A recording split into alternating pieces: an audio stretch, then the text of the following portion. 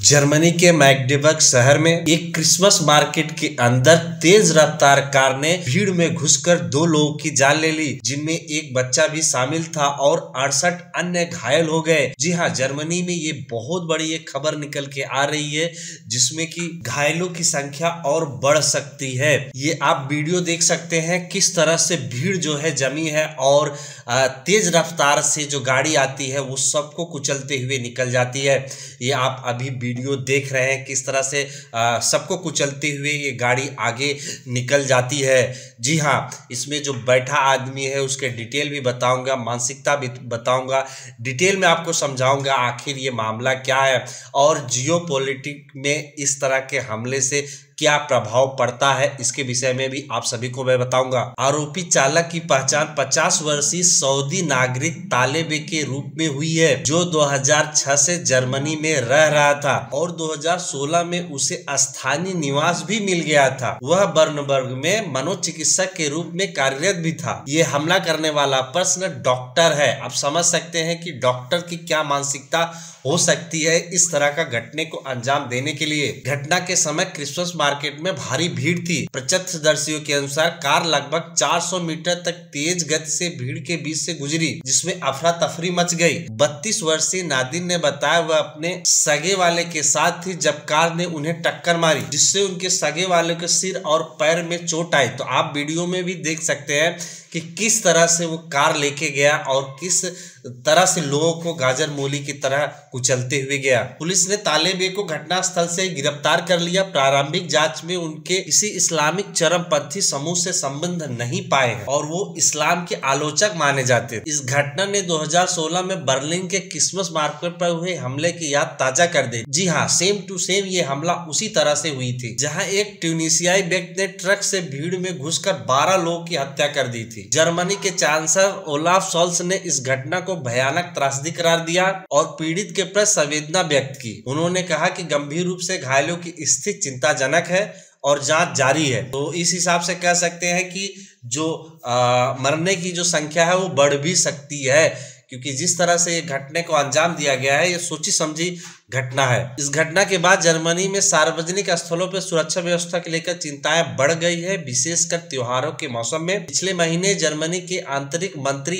Nancy phasor ने Christmas market में सुरक्षा बढ़ाने की आवश्यकता पर जोर दिया था। इस दुखद घटना के बाद मैग्डेबर्ग के स्थानीय जनता ने पीड़ित की याद में मोमबत्तियां जलाकर और फूल चढ़ाकर श्रद्धांजलि अर्पित की। शहर में शोक और सदमे का माहौल है। ये सब देखकर एलोन मस्क ने ट्वीट किया और जर्मनी के चांसलर ओलाफ शोल्ज ये देश नहीं चला सकते हैं, जर्मनी को बचाना है तो एएफडी को सरकार में लाना होगा। थोड़ी सी मैं मेरी तरफ से आपको जानकारी दे देता हूं कि एएफडी कौन है।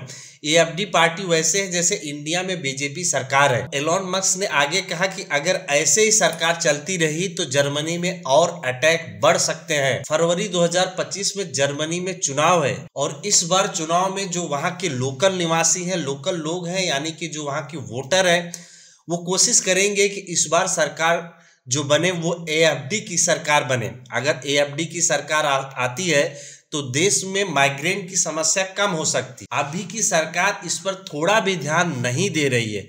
एएफडी का कहना है कि सरकार में आते ही सबसे पहले यूरोपीय यूनियन से अलग हो जाएंगे और माइग्रेंट पॉलिसी को और सख्त बनाएंगे। यूरोपीय देशों में उसकी जरूरत भी है। कारण है कोई भी आदमी किसी भी यूरोपीय देश में बस जाता है तो उसे सभी यूरोपीय देशों का एक्सेस मिल जाता है। आसानी से वो किसी भी यूरोपीय यूनियन के देश में जा सकता है और अभी के अटैक में वैसा ही हुआ। तालेब सऊदी अरब का नागरिक है। वो डॉक्टर भले है पर उसकी मानसिकता कुछ अजीब है। कभी वो इस्लाम के खिलाफ बात करता तो कभी सऊदी अरब के खिलाफ। सऊदी की सरकार ने कई बार उस आदमी की मांग भी की थी जर्मनी से, हमें वो आदमी लौटा दे, पर जर्मनी की सरकार ने मना कर दिया। फिर भी सऊदी ने एक प्रेस रिलीज जारी किया, उसमें कहा हम बहुत शर्मिंदा है, हम पीड़ित के साथ खड़े हैं। इसमें समझने की बात यह है कि चुनाव के 2 महीने पहले ही ऐसा हमला हो गया। हमें आपको ये आम बात लग रही होगी